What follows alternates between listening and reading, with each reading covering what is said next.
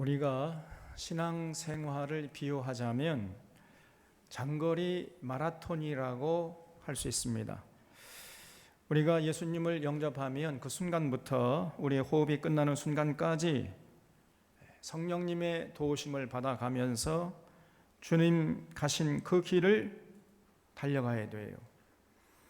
힘들어도 이를 악물고 뛰어야 하고 어떤 장애물이 나타나도 지치지 말고 달려가야 합니다.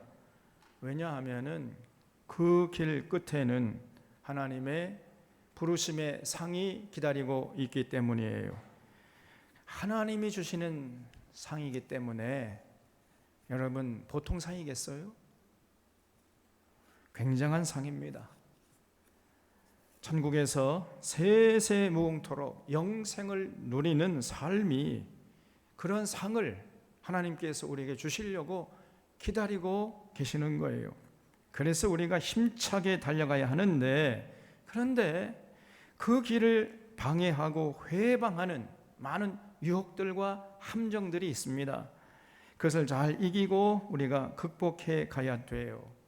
오늘 빌립보서 3장에서는 바울이 바로 그러한 그 길을 방해하고 회방하는 유혹들이 무엇이고 함정들이 무엇인지, 그리고 우리가 끝까지 승리하는 비결이 무엇인지 여기에 대해서 말씀하고 있어요. 1절을 보겠습니다.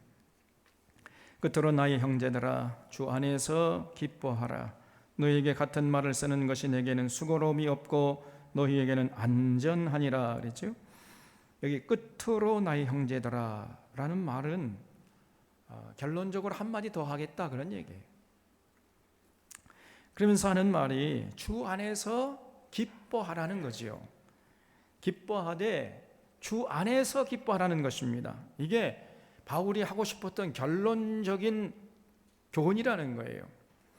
그러면 주 안에서 기뻐하라는 말이 무슨 말입니까?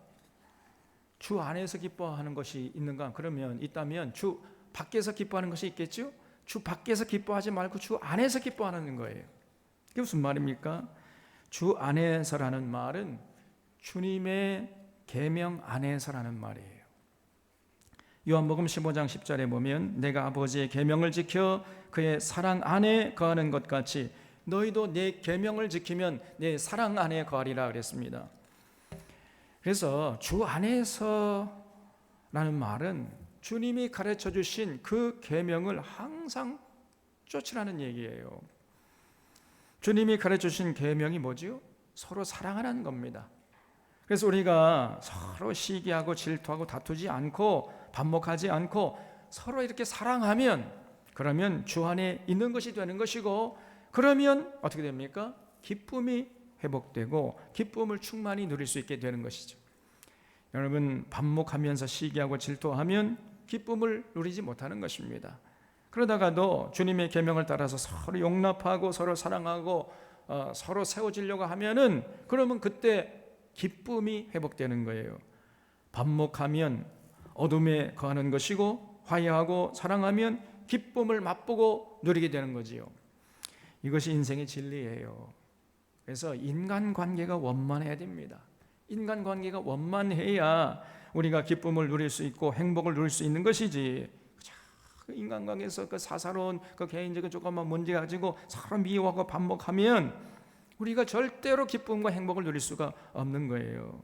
그래서 지금 시기하고 질투하고 있는 빌립보 교인들이라고 말씀드렸잖아요. 이 빌립보 교인들이 특별히 유오디아와 순두계 이 두 여성 지도자들이 서로 반목하며 시기하고 질투하고 싸우고 다투고 있었단 말이에요. 그래서 이런 자들에게 필요한 것은 주님 안에서 주님의 계명을 따라 서로 사랑하라는 그 주님의 말씀을 따라서 용서하고 화목하고 사랑하는 것이었어요. 그럴 때 비로소 기쁨이 회복된다는 겁니다. 이것이 바울의 결론적인 교훈이었어요. 여러분, 우리가 마찬가지예요.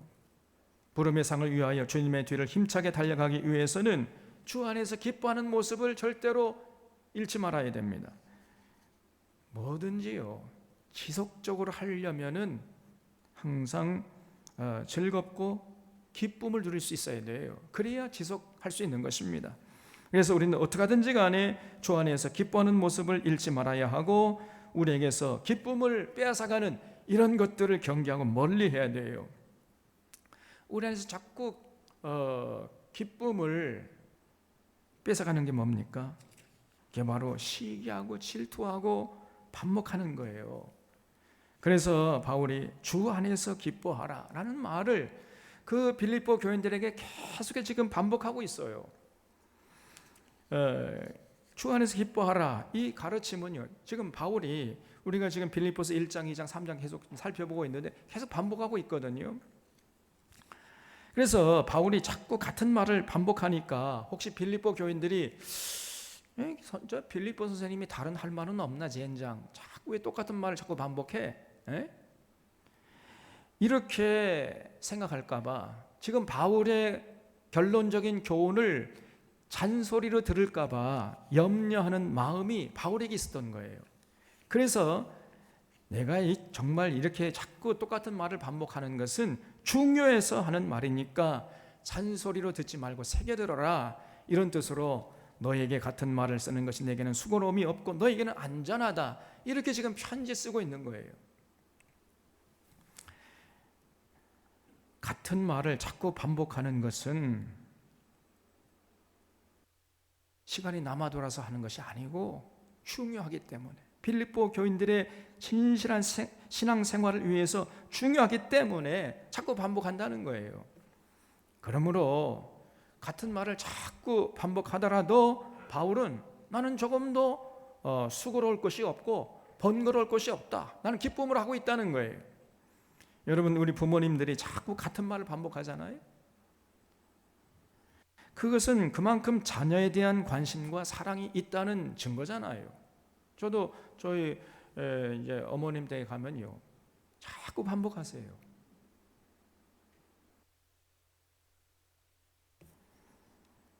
그러면 그 자꾸 반복하는 부모님을 향해서 어떤 자녀들은요, 아니 조금 전에 했잖아요, 왜 똑같은 말 자꾸 반복하세요?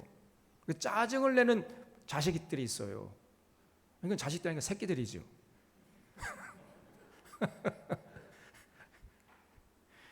여러분, 부모님이 자기들을 사랑해서 하는 말 아닙니까? 지금 염려가 되어서 중요하니까 똑같은 말을 자꾸 반복하는 거예요. 그런 짜증을 내, 듣기 싫다고 신경을 내는 거예요. 여러분, 이것은 부모님의 말씀을 잔소리로 듣는 자녀들은 어리석은 자요, 그것이 바로 불효예요, 불효. 그래서 저는요, 저희 어머님이 똑같은 말을 자꾸 반복하거든요. 그래도 한 번도 짜증을 안 내.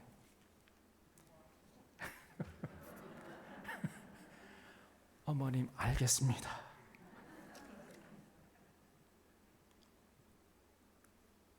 여러분, 이게 작은 거지만 그게 효도하는 거예요. 부모님이 나를 사랑해서 하는 말씀이구나, 이렇게 생각하고 100번을 똑같은 말을 하더라도 예, 알겠습니다, 이렇게 대답을 해야 된단 말이에요. 우리 하나님도요, 똑같은 말을 자꾸 반복하세요. 이것을 신신당부한다. 그래서 신명기입니다, 여러분. 성경에 신명기라는 책이 있잖아요. 신명기를 보면요, 같은 말이 계속해서 반복돼요. 왜냐하면 중요하니까. 거기에는 이스라엘 백성들이 반드시 마음에 새기고 실천하기를 바라는 하나님의 마음이 담겨 있는 겁니다. 그 바쁘신 하나님이시잖아요. 하나님이 얼마나 바쁘십니까? 우주 만물을 통치하시려면은. 그런데 그 바쁘신 하나님이 같은 말을 자꾸 반복하는 수고로움을 기쁨으로 감당하고 있는 거예요. 왜 그래요? 이스라엘 백성들을 사랑하기 때문에. 그래서 절대로 이거를 고깝게 생각하지 말고 잔소리 여기지 말고 새겨들어라. 지금 바울이 이렇게 말씀하고 있는 거죠. 2절에 개들을 삼가고 행악하는 자들을 삼가고 몸을 상해하는 일을 삼가라 그랬어요. 두 번째로 부름의 상을 위해 달려갈 때 회방꾼들을 조심해야 된다는 겁니다, 여러분. 그 회방꾼들이 누구냐면요, 개들이에요. 개들이고 행악하는 자들이고 몸을 상해하는 일들이라는 거예요. 여기서 개는 멍멍 짖는 개를 말하는 게 아니겠죠? 문자 그대로 개를 말하는 게 아니라 이거는 비유죠. 상징으로 말하는 겁니다. 사람은 사람인데 개 같은 짓을 하는 사람을 말하는 거예요. 그러니까 자기가 사람인 줄 모르고 개인 줄 알고 있는 사람들이 있어요. 자꾸만 그래서 개처럼 행동하는 겁니다. 여러분, 개의 특징이 뭐예요? 베드로 사도가 잘 말해줬습니다. 속담에 이르기를 개가 그 토했던 것에 돌아가고 돼지가 씻었다가 더러운 구덩이에 도로 누웠다는 말이 그들에게 응하였도다 그랬죠. 베드로서 2장 22절에서 이런 말씀을 했어요. 개의 특징이 뭐냐? 개는요, 자기가 토해놓고는 자기가 토한 걸 다시 집어 먹잖아요. 그래서 개새끼입니다. 그런 것처럼 개처럼 행동하는 사람이 있다는 거죠. 잘못했습니다. 앞으로는 절대 그렇게 안 하겠습니다. 이렇게 해놓고는 조금만 보면은요, 또다시 똑같은 짓을 반복하고 있어요. 자기가 토해놓고는 또 집어 먹고 있어. 이런 사람이 개입니다, 개. 그래서 바울은 부름의 상을 위해 쫓아가는 사람들은 그런 개들을 멀리하라 이렇게 권면하고 있는 겁니다. 일단 예수 믿었으면은 이제 과거의 일을 버려야 되는데 버리지 못하는 거예요. 세상에 썩어질 것들에 대한 미련을 끊지 못하고 자꾸 뒤를 돌아보는 겁니다.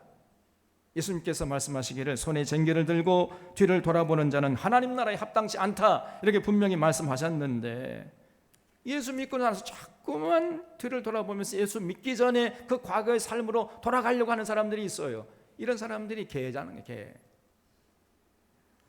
그런 자들을 경계하고 멀리하라는 것입니다, 여러분.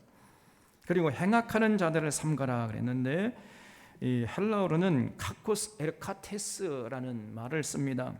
여기서 카코스는 올바로 행하지 않는, 무기력한, 무능한, 사악한, 비열한 이런 뜻을 가지고 있어요. 그러니까 행악하는 자들은 어떤 사람이냐면요, 전혀 진리에 관심도 없고 또 자기가 하는 일을 제대로 하려고 하는 의지나 열정이 하나도 없는 사람이에요. 그렇기 때문에 능력이 없습니다. 무능력해요. 그러면서도 자기의 기득권을 놓지 않으려고 수단 방법 가리지 않고 모든 방법을 동원해서 자기 기득권을 지키려고 하는 이런 사람들이 바로 행악하는 자들입니다. 이런 자들을 극히 조심하고 삼가라는 거예요, 여러분. 이번에 이 이태원 참사가 나니까 이 정광이라는 이놈이 또 뭐라고 얘기하냐면 이 이태원 참사는 북한의 공작에 의한 사고라는 거예요. 저는 미치광입니다. 저는. 이런 망발을 쏟아냈습니다. 그리고 윤석열의 멘토라고 하는 이 천공이라는 자는 이번에 이제 젊은이들이 거의 대부분 희생자였잖아요. 그런 희생자를 향해서 너희들의 희생이 대한민국을 빛나게 하는 원동력이 될 것이다. 이런 망발을 쏟아냅니다. 지금 이 윤석열이 이 천공의 말을 따르고 있는 거예요. 이 정신 나간 자 아닙니까? 이런 망발들을 통해서 윤석열의 실정을 호도하려는 악행을 저지르고 있는 거지요. 그동안 우리는 이 윤석열이 올곧은 충신들을 삼고초려해서 적재적소에 앉히는 것이 아니고 이미 역사의 무대에서 퇴출되었어야 할 부패하고 노쇠한 퇴물들을 권력의 중심부에 앉히는 것을 똑똑히 봤습니다. 왜 이런 짓을 할까요? 그래야 자기에게 충성할 테니까 그런 것이요. 나라의 미래, 국민들의 안전과 행복 이런 건 전혀 이 사람은 관심 없습니다. 그저 윤석열에 충성하면서 자기들의 기득권을 유지하는 데 혈안이 되어 있는 거지요. 그러니까 이런 참사는 필연적으로 일어날 수밖에 없는 거고, 제가 걱정하는 앞으로 더 큰 참사가 일어날 것 같아요. 특별히 이 원전 사고, 이게 진짜 문제입니다, 여러분. 윤석열이가 대통령이 된 다음에 그 원전 관계자들, 원전 업자들 이런 데 참여해가지고 원전의 부흥을 위해서는 안전 이런 것들은 좀 생각하지 않아도 된다. 이런 식의 말을 했어요. 여러분, 이건 정말 천인공노할 말입니다. 여러분, 그들의 배를 불려주기 위해서 나라가 망해도 괜찮다, 이런 얘기나 마찬가지잖아 이게. 그래서 여러분, 이 지금 핵발전소가 안전하지 않거든요. 핵발전소 한 기만 터져도 이 대한민국 이 국운이 꺾이는 겁니다, 여러분. 그런데 핵발전, 이 원전 산업의 발전을 위해서는 안전은 좀 뒤로 미뤄도 된다. 이런 식의 망발을 했어요, 이 윤석열이가. 정말 걱정입니다, 여러분. 그리고 지금 희생자의 유족들의 아픔은 물론이고 국민이 겪는 고통과 충격에는 전혀 무감각하고 있습니다. 전혀 공감 능력이 없어요. 오직 사건을 은폐하고 축소하고 희생양을 찾아 자기들의 책임을 면하려고 하는데 거기에 혈안이 되어 있는 것입니다. 그래서 정부가 전국의 공무원들에게 이거는 희생자가 아니라 사망자다, 그러니까 사망자라 써라. 그리고 참사가 아니고 사고라고 해라. 그리고 애도 표하는 근조라고 쓴 그 리본 달지 못하게 하고요, 아무런 글씨가 새기지 않는 그 까만 리본 달아라. 이런 식의 공문을 보낸 거예요. 이게 정말로 이 정신 나간 정부 아닙니까 이게? 또 밀어라고 외친 자를 색출한다고 하고 용산경찰서에 압수수색해서 말단 일선 경찰관들에게 책임을 전가하려는 이런 시도를 하고 있는 것입니다. 바로 이런 짓이 행악이고 행악하는 자들이에요. 그래서 이런 윤석열 일당들과 장광훈이나 천공 같은 이런 자들이 바로 행악하는 자들입니다. 이런 자들을 여러분 경계하고 멀리 해야 돼요. 자꾸 부귀영 안겨준다고 해가지고 그런 자 가까이 하고 이런 것 스스로 자기 인생을 파멸로 밀어넣는 것이고 절대로 부름의 상을 위해서 쫓아갈 수가 없다, 그 말입니다, 여러분. 또 멀리 할 사람이 누굽니까? 몸을 상해하는 일을 삼가라 그랬지요. 누구를 지칭하는 말이겠어요? 그저 육체의 할례만 받으면 하나님의 백성이 된다고 믿고 있는 할례파들을 말하는 거지요. 당시 할례파들은요, 정말 중요한 것은 뭐냐면 마음의 할례죠. 마음의 할례. 내가 하나님의 것이 되었으면 이제 하나님의 뜻을 따라 살겠다는 이 마음의 할례가 중요한데, 마음의 할례 없이 그냥 육체의 할례만 받으면 하나님의 백성이 되는 줄 알았어요. 또 그렇게 믿고 가르쳤습니다.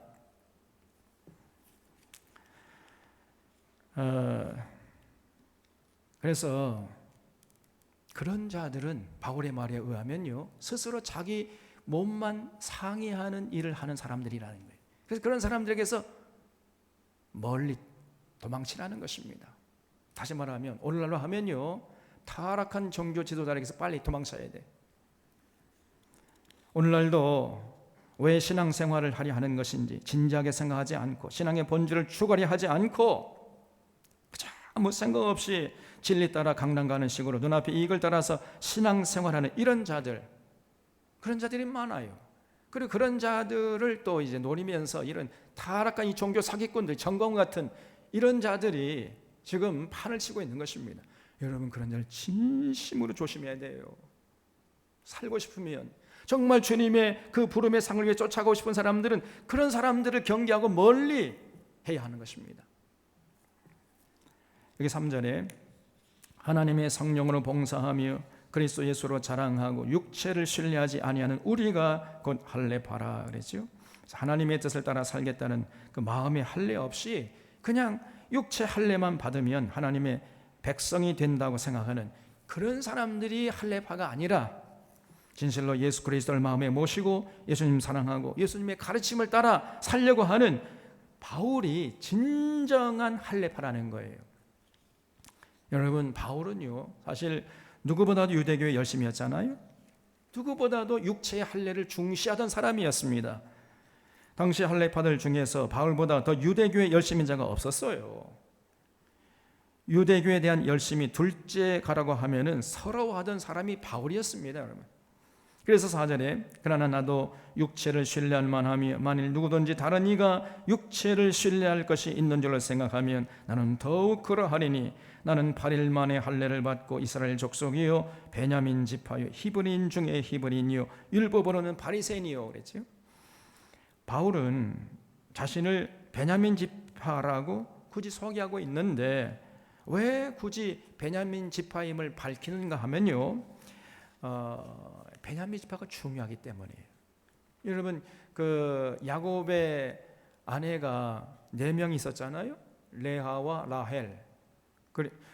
이 두 여인은 정식으로 결혼한 아내들이었고 또 비라와 실바라는 여인이 있었습니다. 사실은 비라와 실바는 몸종들이었죠. 그런데 베냐민은요, 정식 부인이었던 라헬에게서 난 아들이거든요. 그러니까 히브리인 중에 히브리인이라고 할 수 있는 거죠. 그래서 히브리인 중에 히브리인이요, 율법으로는 바리새인이요 그랬죠. 당시 바리새인이 율법에는 제일 정통한 사람들이었는데 바울이 그 정통파인 바리새인이었다는 거예요. 그러니까 쉽게 말하면 바울은 자신이 명문가 출신이라는 겁니다. 과거 신라에 이제 진골, 성골 이런 게 있었잖아요. 근데 바울은 그 신라 시대로 말하면 성골 출신이라는 거예요. 정말 그렇습니다. 바울은요, 아주 어렸을 때부터 유대교에 열심이었고, 그래서 어렸을 때 예루살렘에 유학 와가지고 가말리엘의 문화생으로서 유대교에 열심히 특심인 사람이었습니다. 얼마나 열심이었는지, 예수 믿는 사람들 다 잡아다가 감옥에 쳐넣는 이런 데서 도시락 싸가고 다니면서 하던 사람 아니었습니까? 그래서 6절에 열심으로는 교회를 박해하고 율법의 의로는 흠이 없는 자라 그랬어요.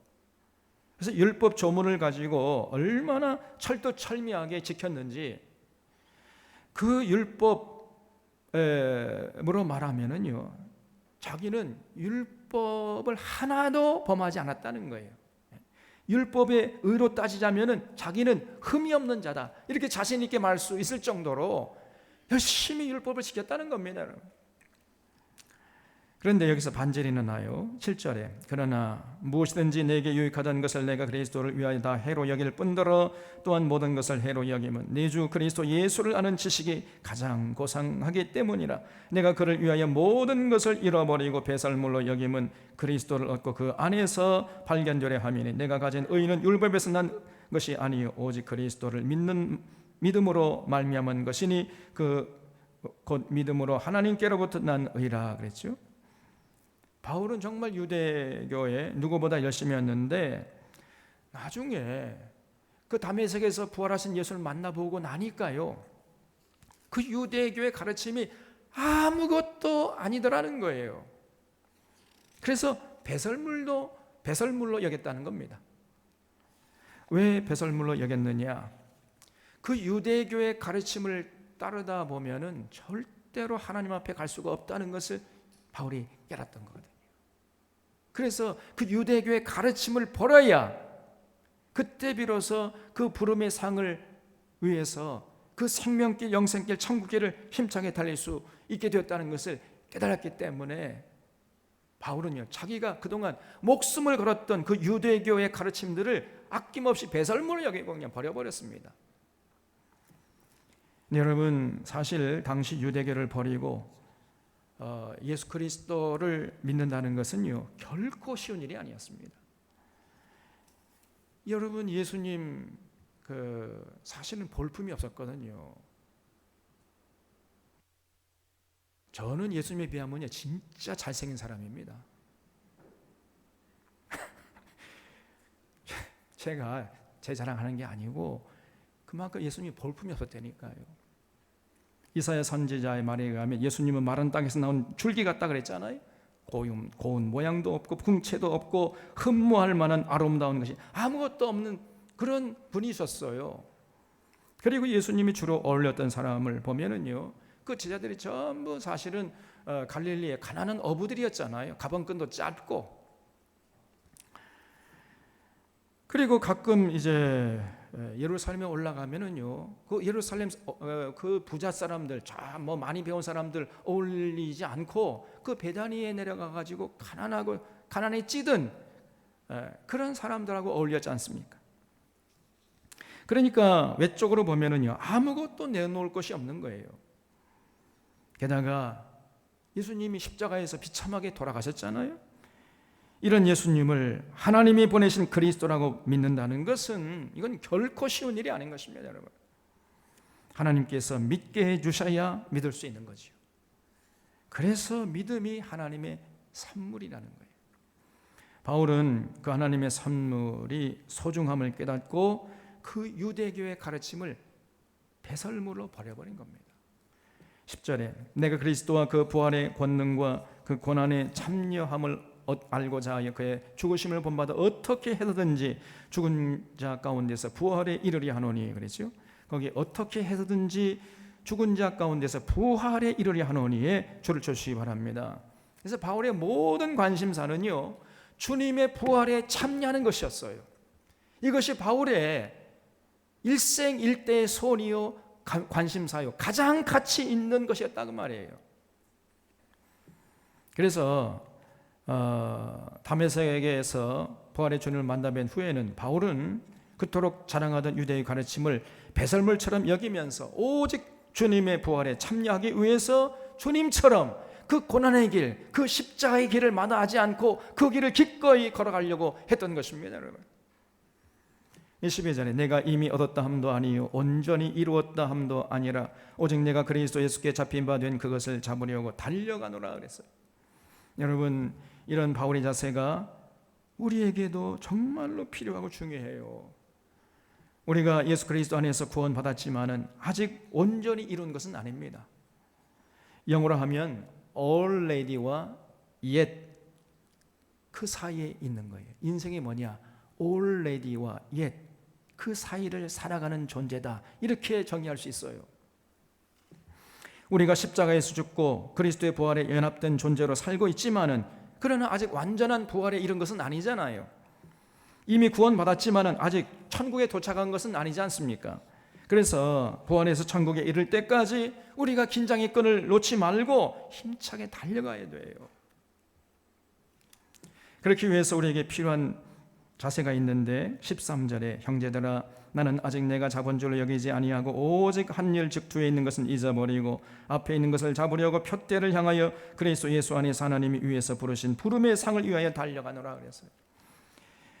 여기에 부름의 상을 위해서 성공적으로 달려갈 수 있는 중요한 두 가지 비결을 말씀하고 있는데, 첫째는요, 자신이 한 일, 즉 뒤에 있는 것을 잊어버리는 것이라는 거예요. 과거에 한 일을 빨리 잊어버려야 됩니다. 그것이 잘한 일이든지 잘못한 일이든지 빨리 잊어버려야 돼요. 제가요 이래봬도 젊었을 때는 야구 선수였다니까. 근데 야구 코치가 끊임없이 하는 말이 뭐냐? 최선을 다해야 되지만은 그러나 일단 실수할 수 있잖아요. 실수하면 빨리 잊어버려라. 늘 코치가 하는 말이 그거예요. 자기가 실수한 거 자꾸 생각하고 있으면요 계속 실수하게 돼요. 또 자기가 잘한 것 자꾸 생각하고 있으면요 교만해집니다. 그래서 과거의 한 일은 빨리 잊어버려야 돼. 여러분, 어떤 사람 보면요, 내가 왕년에 이래봬도 이거 했고 저런 일을 했다, 주님을 위해서 내가 이렇게 헌신했다, 이렇게 생각하고 있어요. 자꾸 과거의 일을 잊지 못하고, 이런 사람은 부름의 상을 위해서 달려가지 못합니다. 조금 달려다 지쳐버리고 그냥 주저앉아버려요. 많은 사람들이 이런 함정에 빠져버립니다. 내가 왕년에 이런 일을 했다, 자꾸 이런 생각을 갖고 있는 거예요. 여러분, 제가 종종 말씀드리지만은 우리 하나님은 영원한 현재시라 그랬지요. 지금 여기 now and here, 이것이 중요한 것입니다. 과거는 중요하지 않아요. 과거에 헌신한 거 중요하지 않습니다. 미래에 헌신할 거, 이것도 중요하지 않아요. 현재 지금 여기서 어떻게 살고 있는가, 현재 지금 여기서 무엇을 하고 있는가, 어떤 생각을 가지고 앉아 있는가, 이것만이 하나님 앞에서 중요한 것입니다. 여러분, 이걸 잊지 마시기를 바랍니다. 에스겔서 18장 21절에 하나님께서 이렇게 말씀했어요. 그러나 악인이 만일 그 행한 모든 죄에서 돌이켜 떠나 내 모든 율례를 지키고 정의와 공의를 행하면 반드시 살고 죽지 않을 것이다. 그 범죄한 것이 하나도 기억함이 되지 아니하리니 그 행한 공의로 살리라 그랬어요. 또 반대로 만일 의인이 돌이켜 그 공의에서 떠나 범죄하고 악인의 행하는 모든 가증한 일대로 행하면 살겠느냐? 그가 행한 공의로운 일은 하나도 기억함이 되지 아니하리니 그가 그 범한 허물과 그 지은 죄로 죽으리라 그랬습니다. 만일 악인이 과거에 어떤 악을 저질러 할지라도 그 과거를 청산하고 새롭게 의인으로 살면은 하나님은 과거에 지은 그 모든 죄를 조금도 생각하지 않는다는 거예요. 반대로 의인이 과거에 행한 의로운 일들을 잊어버리고 지금은 이제 악한 일을 하고 있으면 과거에 한 의로운 일들은 하나님이 하나도 기억하지 않는다는 겁니다. 그래서 여러분, 우리 하나님 앞에서는 과거도 중요하지 않고 미래도 중요하지 않아요. 왜냐하면 우리 하나님은 영원한 현재시기 때문에. 그래서 지금 여기서 어떻게 살고 있는가, 이것만이 중요한 것입니다. 그러므로 우리가 부름의 상을 위해서 힘차게 달리기 위해서는 오직 한 일, 적투에 있는 것은 빨리 잊어버려야 돼. 그리고 둘째는요, 표대를 향해서 힘차게 달려가야 됩니다. 바울의 표대는 예수 그리스도였죠. 예수님의 십자가의 죽으심과 부활의 권능을 알고 있었기 때문에 어떻게 하든지 간에 예수님처럼 십자가의 고난에 동참하고 예수님처럼 그 부활의 영광스러운 자리에 나아가야 되겠다. 이것이 바울의 모든 관심사였어요. 그것이 최고의 삶의 가치였던 것입니다. 예수님처럼 살다가 예수님처럼 죽고 예수님처럼 부활의 영광에 참여하길 원하는 것, 이것이 바울의 유일한 소원이었습니다. 이런 뚜렷한 표대가 바울에게 있었던 거예요. 오늘 우리에게도 이런 모습이 필요합니다. 바울처럼 달려갈 표대가 분명해야 돼요. 표대가 분명하지 않고 흐릿하잖아요. 그러면 삶이 갈지자가 되어버립니다. 오늘 이랬다 내일 저랬다가 도무지 종잡을 수 없는 삶이 되어버려요. 발걸음이 어지럽게 되는 것입니다. 그리고 바울처럼 또 표대가 올바른 것이어야 돼요. 우리의 표대는 오직 예수 그리스도가 되어야 되겠지요. 그 외에 어떤 것도 우리의 표대가 될 수 없습니다. 또 바울처럼 표대를 바라보고 부름의 상 위에 달려가고자 하는 의지와 열정이 있어야 됩니다. 꼭 잊지 마시기 바랍니다. 또 15절에 그러므로 누구든지 우리 온전히 이룬 자들은 이렇게 생각할지니 만일 어떤 일에 너희가 달리 생각하면 하나님이 이것도 너희에게 나타내시리라. 오직 우리가 어디까지 이르렀든지 그대로 행할 것이라 그랬죠. 그래서 계속 달려가야 한다는 거예요. 그런데 이 빌립보 교회 교인들은 그렇지 못했던 거지요. 왜 그렇지 못했던 거죠? 서로 시기하고 질투하고 반목하다 보니까 그만 그 자리에 주저앉아 있었던 거예요, 이 사람들이. 그래서 17절에 형제들아 너희는 너희는 함께 나를 본받으라. 그리고 너희가 우리를 본받은 것처럼 그와 같이 행하는 자들을 눈여겨보라 그랬죠. 내가 예수 그리스도를 본받았으니까 너희들은 나를 본받으라, 이렇게 바울이 말하고 있는 거죠. 너희들이 나를 본받으면 너희들은 예수님을 본받는 거나 똑같은 거다, 이런 말씀하고 있는 겁니다. 야, 여러분 얼마나 대단합니까? 우리가 이렇게 말할 수 있어야 되는데 그렇게 말할 수 있겠어요? 여러분은 저를 본받으십시오. 여러분이 저를 본받으면 여러분은 예수님을 본받는 것이 되는 겁니다. 이렇게 말할 수 있어야 되는데 그렇게 말하기가 쉽겠습니까? 사실 먼저 믿은 자들은 신앙의 후배들에게 여러분 나처럼 신앙생활하세요, 그래야 올바로 하는 것입니다. 그렇게 되면 예수님을 본받는 것이 되는 겁니다. 이렇게 자신 있게 말할 수 있어야 돼요. 우리 모든 사랑의 교우들 다 그렇게 말할 수 있기를 바랍니다. 왜 이렇게 세상이 조용합니까? 그래서 우리가 바울처럼 우리도 이렇게 말할 수 있도록 애써야 됩니다.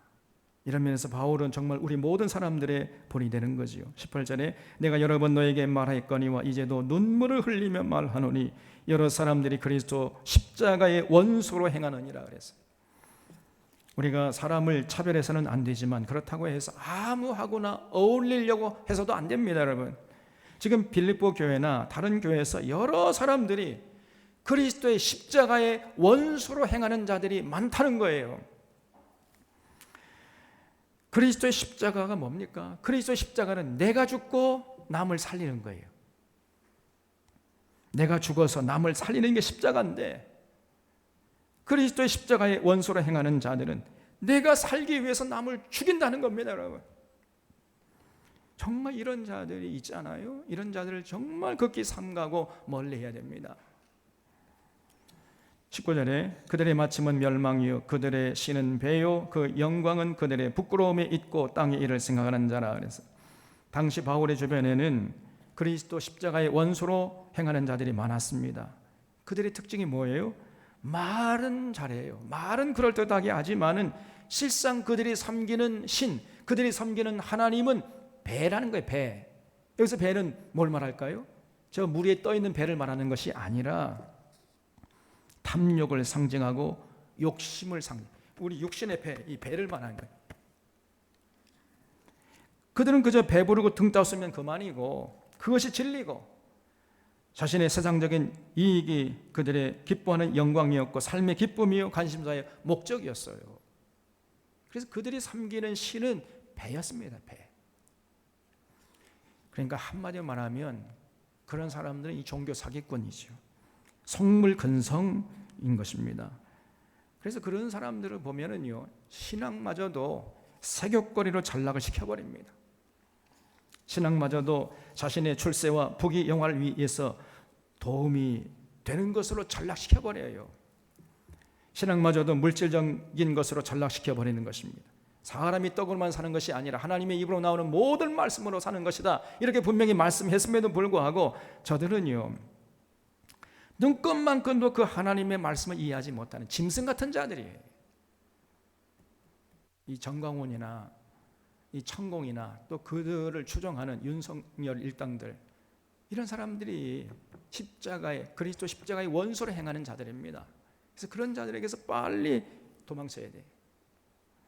멀리 해야 됩니다. 그렇게 세상 부귀 영화를 위해 수단밤 가리지 않는 자들이기 때문에 그들의 눈에는요, 내가 죽어야 한다는 이 십자가의 도를 따르는 예수님의 모습은요, 너무나 초라하게 보였던 것이고, 그렇기 때문에 그들은 노골적으로 십자가의 도를 조롱하고 부정했던 거예요. 그러면 그들이야말로 십자가의 원수로 행하는 자들입니다. 지금 바울은 그런 자들을 극히 경계하고 멀리하라고 하고 있는 거죠. 오늘 우리도 마찬가지입니다. 이런 거짓된 자들, 종교 사기꾼들로부터 우리가 휘둘리지 않도록 정말로 조심해야 돼.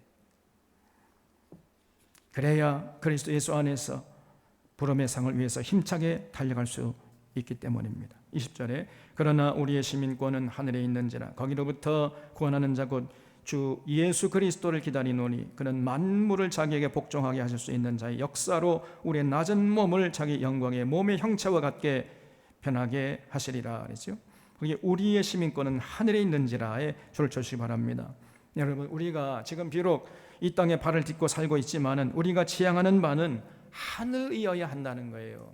땅의 것을 찾지 말고 위의 것을 찾아라. 골로새서 바울이 그렇게 얘기했죠. 예수 믿는 자들은 이제 천국의 시민권자임을 잊지 말라는 거지요. 그래서 땅을 기는 자들이 아니라 하늘을 나는 자로 살아야 된다는 것입니다. 땅을 기는 자들은 어떤 자들을 말하겠어요? 땅을 기는 자들은 사사로운 일로 시기하고 질투하는 자들이고 개 같은 자들이고 행악하는 자들이고 할례파들이고 십자가의 원소로 행하는 자들이라는 겁니다. 반면에 하늘을 나는 자들은 누구냐? 바울처럼 예수 그리스도는 표대를 바라보고 하나님께서 부르신 그 부름의 상을 위해서 힘껏 쫓아가는 자들이에요. 그래서 오늘 우리도 천국에서 영생을 누리는 삶을 누리기 위해서 부름의 상을 위해서 부지런히 달려가야 하는데, 그렇기 위해서는요, 우리 항상 주 안에서 기뻐하는 모습을 잃지 말아야 됩니다. 그리고 개들을 삼가고 행악자들을 삼가고 할례파들을 경계해야 돼요. 타락한 이 종교 지도자들에게 휘둘려서는 안 됩니다. 그리고 그리스도의 십자가의 원소로 행하는 자들을 경계하고 멀리해야 됩니다. 또한 오직 한 일, 즉 뒤에 있는 것은 잊어버리고 예수 그리스도라는 표대를 바라보고 힘차게 그 주님의 뒤를 따라 달려가야 한다는 것을 잊지 말고, 우리 사랑하는 서론의 교우들은 진실로 이 장거리 마라톤에서 잘 달려서 참 끝까지 승리하는, 그래서 부름의 상을 받아 누리는 복된 자들 다 되시기를 바랍니다. 하겠습니다.